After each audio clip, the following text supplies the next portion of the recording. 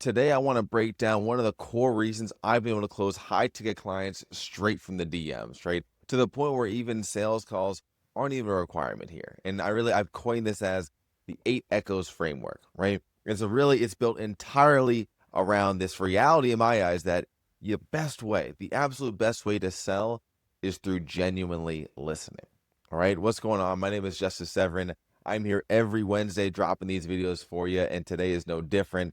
We're hitting this really straight out the gates for coaches, creators, service providers, experts who are looking to grow a wildly profitable personal brand. Today is, like I said, a prime example because everybody should be getting into sales conversations no matter where you're at. And especially if you're earlier on, this is a skill set that it's a must master, right? When I think back to kind of what got me moving in the space early on, this was one of those things where I heard a lot of no's before I started hearing what some might consider a lot of yeses, right? The reality is you have to hear a lot of no's before you'll ever hear yeses. But with that being said, this framework here is something that I didn't even realize, to be honest with you, back then that I was doing. And obviously once I started to bring it top of mind, I really leaned in and just continued to double down on that same direction time and time again. I've done plenty of sales training videos, things like that. This is going to be one that you absolutely want to make sure you save probably for the future and just keep coming back to. So once again, obviously, if you're new, drop a new in the comments. If you've been here before, hit the subscribe button so you can make sure you get the future stuff. But I want to just make this video here today streamlined and straight to the source for you so we can go ahead and get you moving there that much too. And if you got questions, feel free to drop them down below in the comments as I'm going. But I want to just go ahead and dive right in because the reality is I just see it over and over again. Most people, they're really blowing their shots in the DMs because they just don't know how to listen. They don't know how to use those two things on both sides of their head. And it's getting them stuck in this position where they end up asking all these rapid fire questions, right? They're trying to qualify people too fast. They're just going through the motions in a sense, honestly. And they're typically treating every conversation like it's an interrogation. Like they just got signed up for the FBI and now they're trying to go ahead and bust down the barriers and tear down some criminal. Like the reality is you need to have this feel like a natural back and forth. This is what is just huge when it comes down to like removing that friction. But yet again, so many come off as though they're kind of reading off this script and, just specifically a script of questions, which kind of turns into, once again, this interrogation. It turns into this reality that ends up not being what you wanted it to be. At least not what you know in your core that you've been trying to steer away from this interrogation mentality, this interview style, and you want to have that natural conversation feeling because that's how you want to be sold to, right? You don't want to feel like someone's being salesy. You want to really have this ideology around it where you're just conversing, right? And really, how fast conversations can die out if you don't get this right. Because for one, you've probably been on the other side where you've just ghosted somebody because you're like, this feels like ridiculous. And I'm not about to entertain this for a second. Or you've gone through this yourself where you're actually the one who's now sadly turned into the interrogator, right? And you're earning that police badge, unfortunately, and you are getting ghosted left and right yourself. Either way, it sucks, right? So listening really in a way that really want to have it where I would think about it this way. Realistically, the key to closing premium clients, right, specifically the DMs, it's not about firing off the right script. Once again, it's all about listening. And when you can get this right, it's listening in a way that really does some critical pieces that we're going to get into with the echoes mentality here. It's going to be about reflecting back value, right? And something that actually moves the conversation forward. I had a client join last month where really they had asked me when I was breaking down this echoes framework, like, isn't this stuff just kind of fluff? And like literally, they use the echo in their inbox and they close 2 new clients that exact week, right? So really, once again, I share this to say, I want you to lean into this mentality around the echo, all right? And the echo really, it's kind of like, so what's the echo? The echo really can be broken down into 2 parts, right? But at its essence, we want to understand how can we use the echo really to build trust, right? And so we put these into 2 parts. The echo is, all right, really view every message in 2 parts. The first part of the message is the echo. The second part of the message is the question, right? And really every kind of message you should be having in a sales conversation, and you can take the same philosophy and put it into a sales call if you want to as well. I'm referring to the DM conversations because I want you to spend as little time in sales calls as possible. But regardless, you can treat this to be like a series of messages, one single message, or like what kind of when it's your turn to talk is the best way to put this, right? And that's where the first part, like I mentioned, is the echo element. The second part is the question. And I bring this up because you typically want to be asking a question at the end of every time it's your turn to speak, in a sense here, right? And so, with that being said, we need to really understand how can we kind of use both parts of this to really make the most sense. And so, we have to go into this with the mentality of basically proving to them that we're actually paying attention. And this is something that sounds simple in practice, or in theory, but in practice is completely different, especially when I see people showing up, right? And we want to do so in a way that really builds up that micro trust with the prospect. Because the more we can do this, yet again, especially not just do this every once in a while, we want to do this in every single response. In a sense, every time you open your mouth, you should be working to build more trust, more authority in the eyeballs, right? And really the question, that's what's going to inevitably keep the conversation flowing and guides them towards the next stage, right? I call this, my 8 echoes framework with the 8 steps. The reality is these are 8 stages that are bringing someone down the straight path to get them towards where you want to get them to, right? And so with this being said, most people do get it wrong though, because they keep asking back-to-back questions without ever reflecting, without ever understanding, without starting with the end in mind. I love that phrase, starting with the end in mind, because it's applicable in so many different areas of business and in life, honestly, because a lot of people will start something just thinking about how it's going to benefit them today, or just thinking just so short-sighted, right? And it's always better to be long viewing, having your sights on really the distant future. We don't need to fully operate and live in the distant future, but keep that in mind, right? Keep it in your back pocket, or keep it in your pocket there to serve you as a daily reminder, though you do not have to, it doesn't need to dictate everything you're doing day to day in the business, right? But we want to make sure that, once again, we are reflecting within these messages, because if we don't, it's going to instantly kill the momentum, right? Like, nobody wants to feel like they're in this interrogation. Nobody wants to feel like they're being sold to. They want to feel understood, right? Now, let me show you how, let's just say like 99% of, coaches, creators, folks in the DMs, people just in general, honestly, are fumbling the bag here, right? They're fumbling up these sales conversations and how you can clean it up. Like, if I give you an example, like just say somebody gives you a response, and this could just be a response. Let's just say, if you're let's just say you're in a similar space to me with how you help people, right? Let's call it more in the business sector in a sense, right? So let's say someone sends a message saying, hey, I just got started. I'm really having a tough time kind of navigating the online space, and balancing family life is challenging, right? And maybe you ask them a question before that prompted that response, and then you come back and you say, hey, what are you doing to fix this? Now, if you were to send that, like, first off, I'm just gonna say wrong, but what makes that wrong, right? What's the question itself isn't terrible. The question itself, honestly, is not terrible. The problem is that you have not resonated first. You haven't done the echo portion of this effectively. You're basically just skipping. You're not genuinely showing that you're listening. You're showing that you're partially listening well, because I would say that by being able to ask good questions proves that you're listening. And like I said, I really don't think that the question asked here is the problem, right? I think that what the problem is that you have not done the echo effectively. What do I mean by that? You just completely skipped over some critical points that they shared with you. They were vulnerable for a moment, and you just acted as if they didn't say anything to you there, right? What do I mean?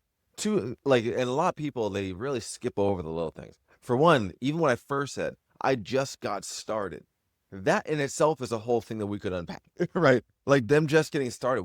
By them saying that, they're being vulnerable. They're showing that they're new to this. They're showing that they're still got so much to learn. When someone says that to me, I'm seeing so much more than just like, okay, that's like just an intro into what they're trying to tell. That is a whole story in itself, right? So that's one piece you want to address and resonate with, right? Another piece is they're saying that they're having a tough time in the online space right now. They're already expressing a challenge, right? Think about, like, you can think about how you can tie those two things together, the just starting out with a tough time. And then once again, how you can echo back and really return some value. I don't want to give you specifics on what value you should give. You're the expert. You should know. But think about this and make sure you're not skipping over that. And then they also mention like balancing the family life is challenging.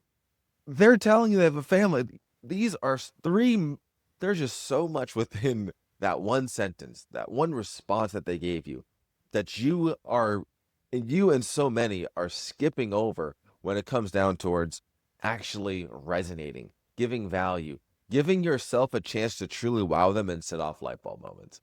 And this is far more important than most realize, right? The goal here is to set off these light bulb moments that just get them thinking, right?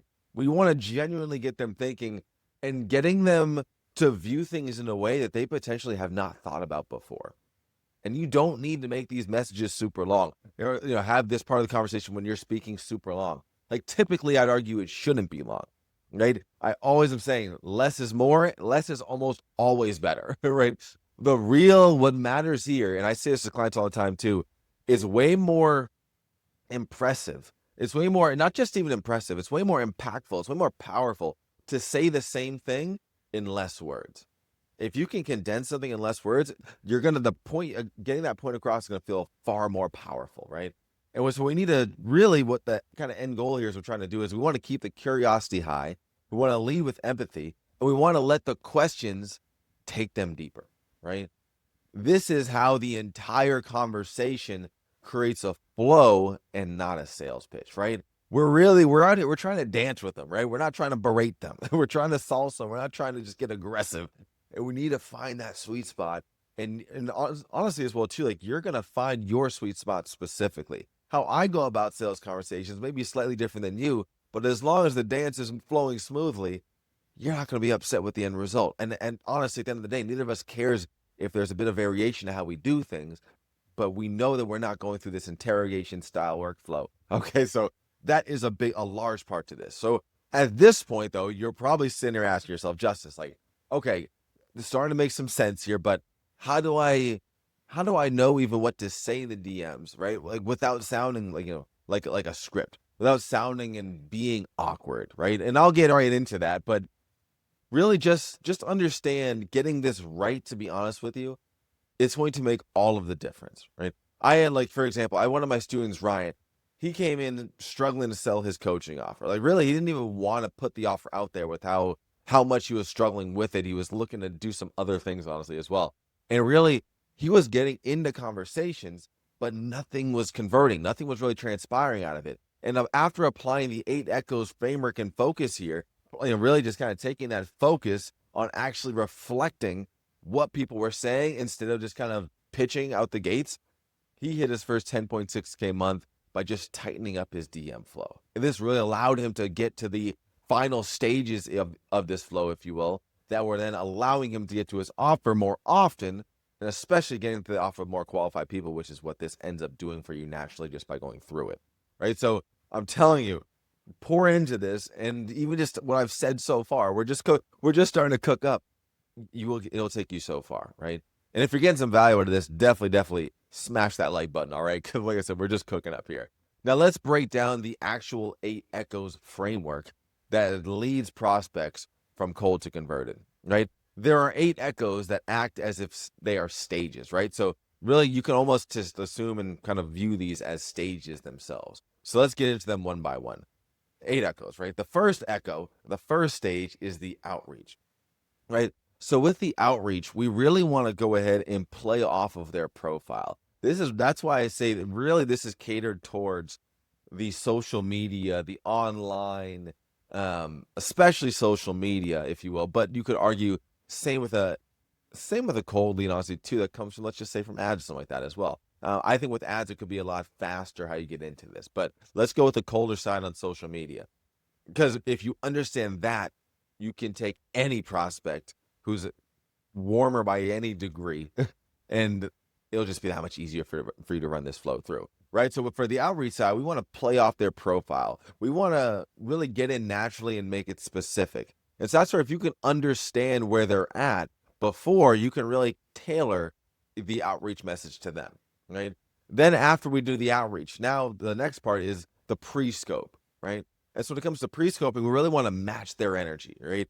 light, non-business kind of banter that aligns with their vibe. And when I say this, we want to really have this where we have the first half of this kind of pre-scope that can be the non-business element of it. But the reality is, this is where we now start to transition more into business. And I say business because that's my niche. Whatever your niche is, this is where now we want to start to transition deeper into that niche, right? Deeper into the topics that revolve around that niche. The initial outreach does not have to be solely about that. It can be nothing about the niche, to be honest with you. It's just to get your foot in the door, right?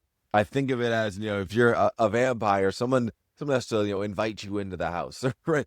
Think of this outreach as the way to just get in the house. And now once you've got your foot in the door, now we can start to bring in the niche, right? So this is where we want to think about the initial is the way to kind of get that vibe to align, but now we're starting to really bring them more in the direction where we want to take things. Because the last thing we want to do is have you getting stuck in the friend zone.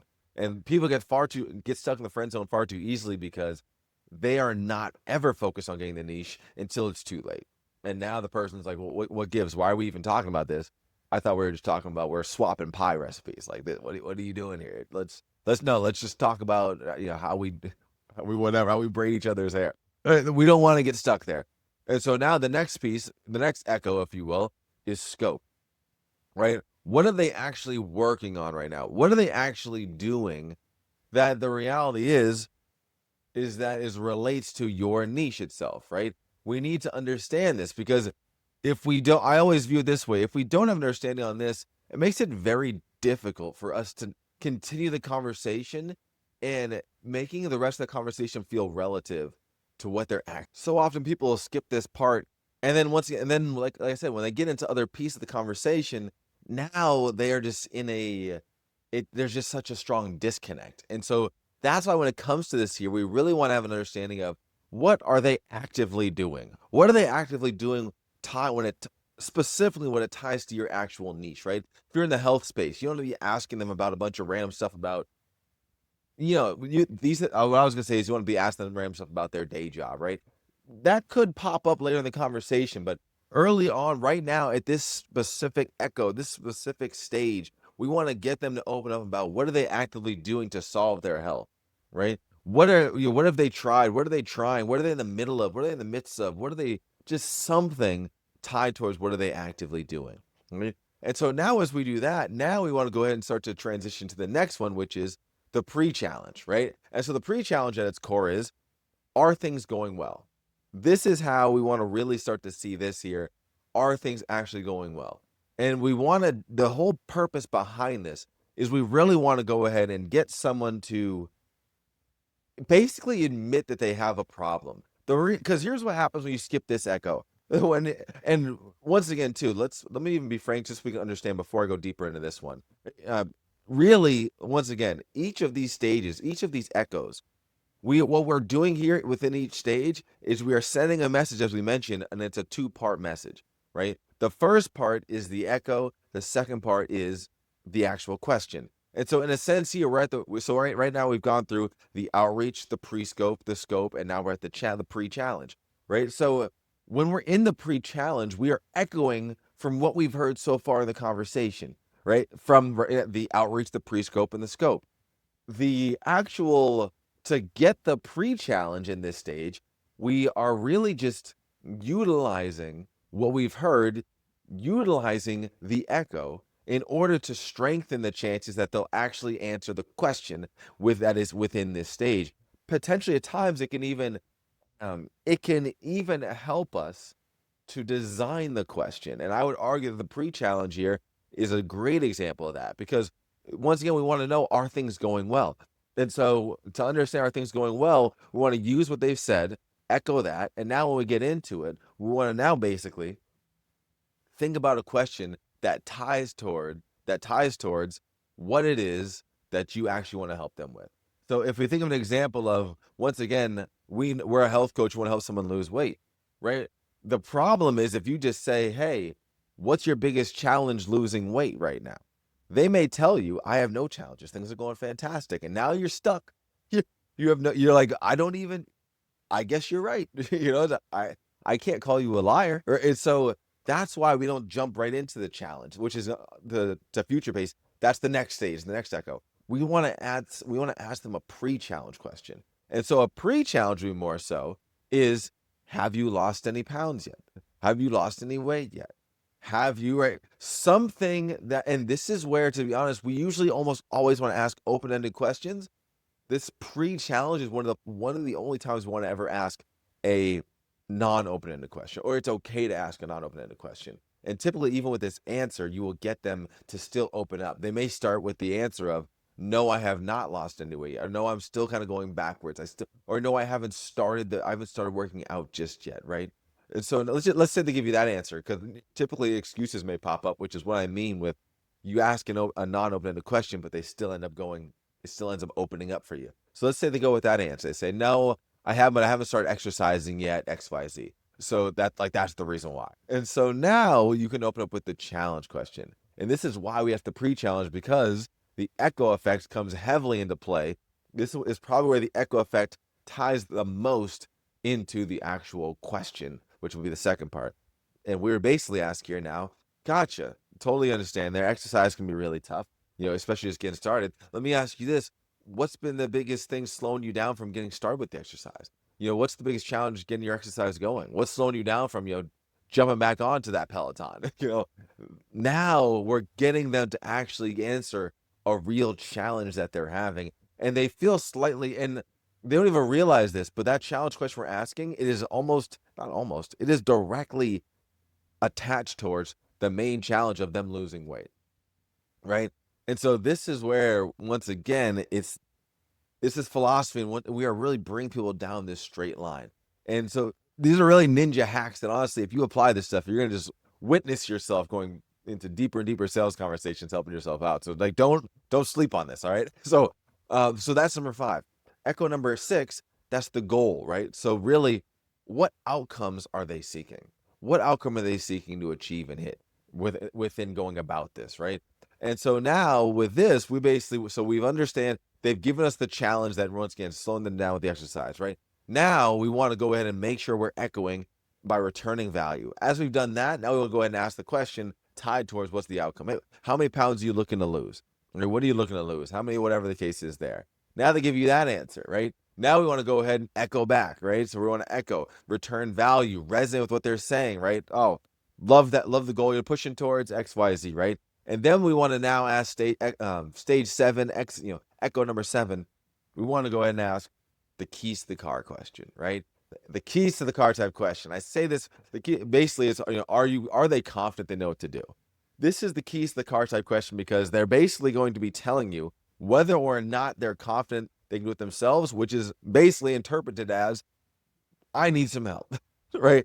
And this works so well, especially if you have been doing these stages correctly. This will not work well if you just try to jump from echo number 1 to echo number 7, right? Stage 1 to stage 7, because you haven't proven to them that you're someone that can help them. You haven't given them the value. The whole philosophy of while you're going through this is, like I said, you want to be giving them light bulb moments to the point where they're thinking, if I keep on answering these questions, I'm going to continue to get free value from Justice. I'm going to continue to get free value from Sarah if I keep responding and giving answers to all these.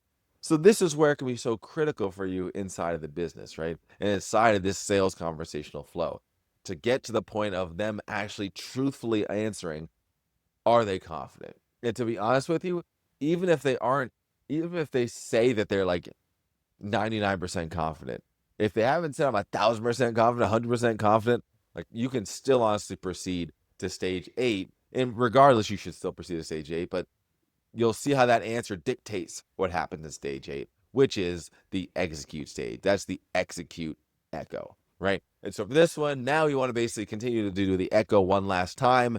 And really, this is going to kind of go ahead, and the echo is tied towards the question very heavily here. But basically want to go ahead and make our first non-monetary or monetary offer. I say non-monetary first because typically here, I recommend you go through the non-monetary offer before, honestly, here. Just because usually at this stage, they're very perceptive or very open to going through a non-monetary offer, as opposed to right now, you're trying to, at this point in the conversation, as good as this framework is, it's still tough to go ahead and pitch a $10,000 offer off of a few back and forths, right? So, but having a non-monetary offer can strengthen the trust if you build the right one to go before then. But before we actually position and present the higher ticket offer, the mid ticket offer, low ticket offer, whatever you're thinking it is, right? So that's how we want to do it. And that's where if you can combine these 8 echoes, it can be extremely powerful for you inside of your sales conversations. I promise you, it can take anyone from cold and beyond, right? Every message in this journey, what is it doing? It's building trust. It's moving them forward. It's giving you insight, right? It's strategic. It's not robotic. Like this is how we'll do it. Like I had another client, Lapita, where she was hovering honestly around like the 2K a month mark, and she had no structure inside of her outreach, right? She was doing the outreach pretty consistently there. And when she started using this 8 echoes framework, really just like even like just as simply as a guide, right? As you can see, I'm not giving you scripting. This is just a simple guide to follow. She was using this guide here in this framework for every new lead, and she ended up closing nearly 10K just 30 days later. I think it was like 9.6K or something like that there, right? But it wasn't just because she started talking more.